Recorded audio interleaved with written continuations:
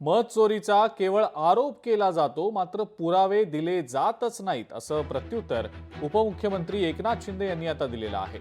प्रतिज्ञापत्र न देता राहुल गांधी केवळ आरोप करतायत। ठोस पुरावे असतील तर निवडणूक आयोगाकडे द्या। निवडणूक आयोगानंही जर ऐकलं नाही तर कोर्टात जा। मत चोरीचा आरोप करणं सोपं आहे, मात्र आरोप करणाऱ्यांनी कोर्टात जावं, असा सल्ला उपमुख्यमंत्री एकनाथ शिंदे यांनी दिलेला आहे।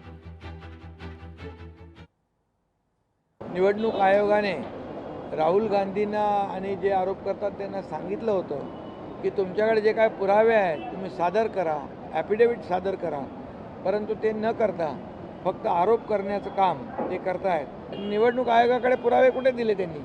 निवडणूक आयोग मी मागाशी सांगितलं की ॲफिडेविट सादर करा म्हणून सांगितलं, परंतु त्यांनी ते केले नाहीत, करता आले नाहीत आणि फक्त फेक नॅरेटिव्ह पसरवण्याचं काम, लोकांमध्ये संभ्रम निर्माण करण्याचं काम, लोकांची दिशाभूल करण्याचं काम या ठिकाणी ते करतायत।